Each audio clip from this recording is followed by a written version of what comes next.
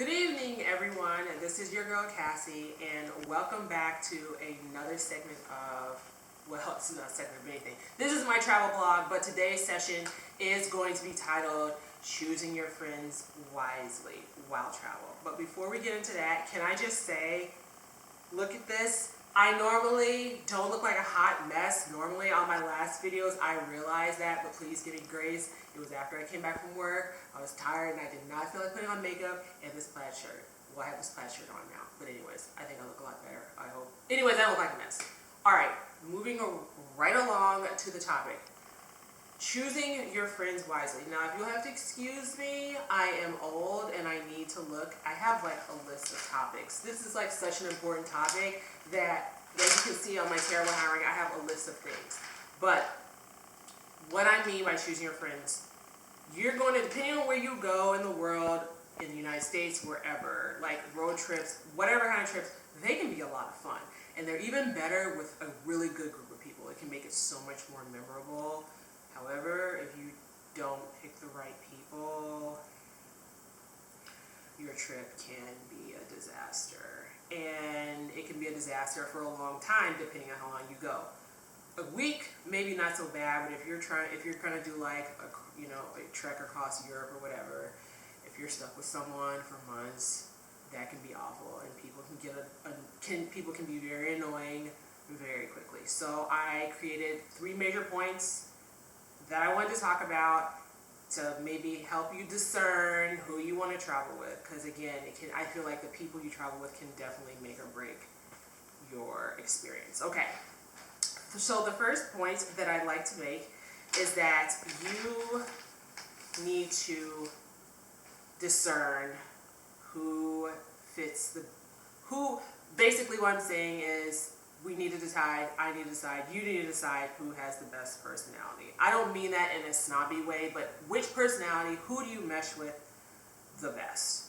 Because if you're laid back and then the other person is a type A personality, already I can tell you there are going to be a series of events that are probably going to annoy the fuck out of both of you. So, like I just said, I personally am a very laid back person, especially when it comes to travel. Like, there's a lot of things that happen that you have absolutely no control over, and there's no point in freaking out about just because you didn't make it to this point. Sometimes shit happens, you need to adjust, and so on and so forth.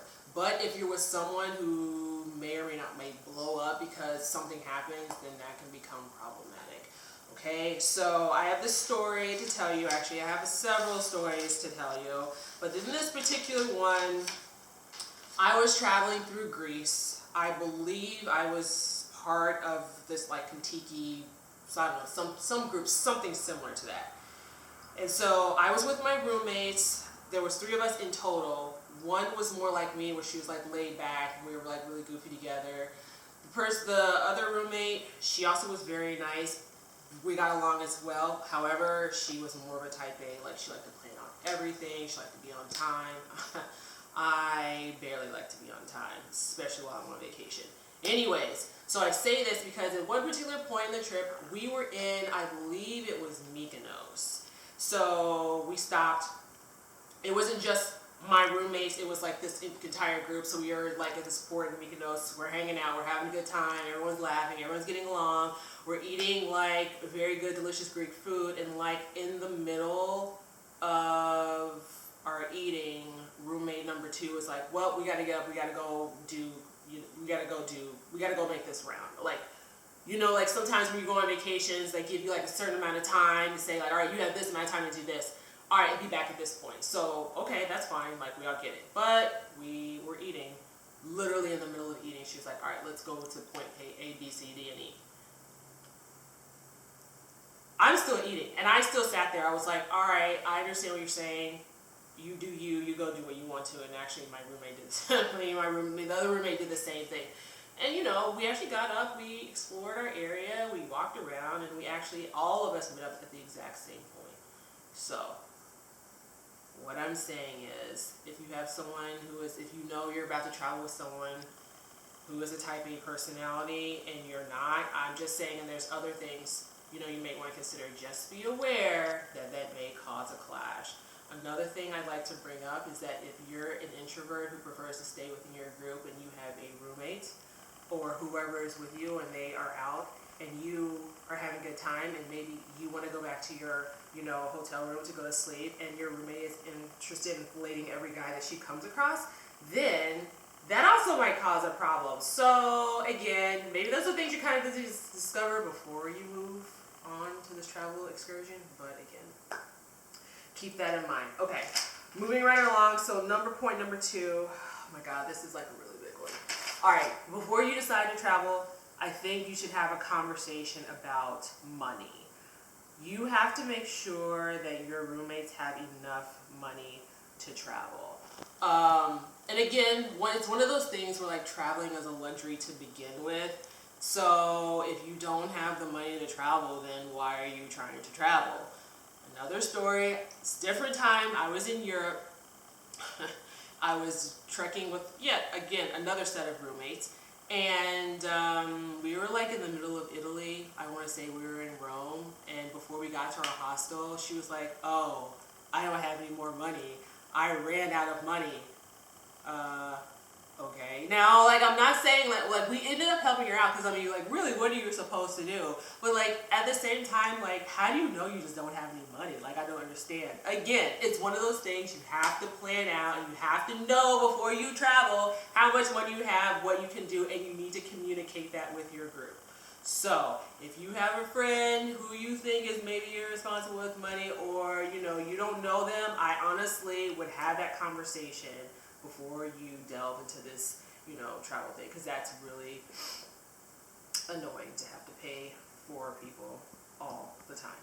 Third and last point actually is kind of tied to the second point, is kind of discern how responsible your friend is and or messy. I kind of alluded to this before. Again, if you're interested, you've had a good night, you want to go home and you want to go to sleep, and your roommate is interested in bringing home every guy that she, comes across, that too is going to be a problem. I mean, if you want to be messy together, messy roommates run with messy roommates. That's not a judgment. I'm just saying. If you guys have those same interests, you guys want to party and meet guys or whatever, then again, I think you should kind of like get a feel for that before you go on this long trek with them, wherever you go. In my case, all these stories just happen to be in Europe.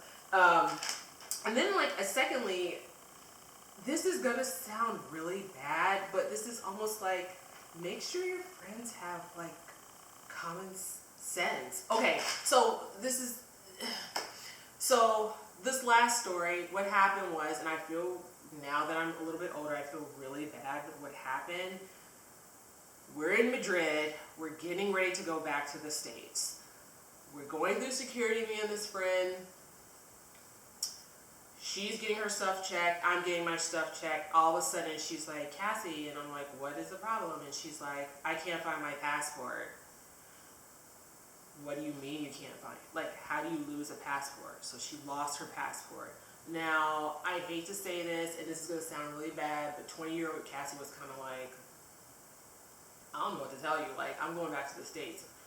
That didn't happen. Thank God. Someone actually, can you believe this? They actually turned in her passport. Like, we actually went to security after all. We told security what had happened.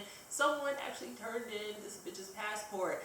Yeah, I was like, you have no idea how lucky you are, but for the love of God, please be more careful. Because again, that's a situation where you feel bad for someone, but how do you, I don't know. Like, at the time, I didn't know how to help her, but again, it's a messy situation, and you don't want to be dragged into a mess while you're traveling. Like, again, I know shit happens, but how the fuck do you lose your passport? That's like one of the most important things you have while traveling. Anyways, I hope that didn't come off as judgmental. I just wanted to propose some certain things, maybe that way everyone needs to think out to make their travel experience as pleasant as possible. And if you were like my friend who lost her passport, I definitely would consider maybe putting the passport on your person, your credit cards, whatever. Please do not be that person who just is totally fucking absent-minded, just lost her stuff in Europe. On that note, thank you for listening to this. Check in next week. I'm going to have a conversation about our recent trip to Honduras. Thank you for your time.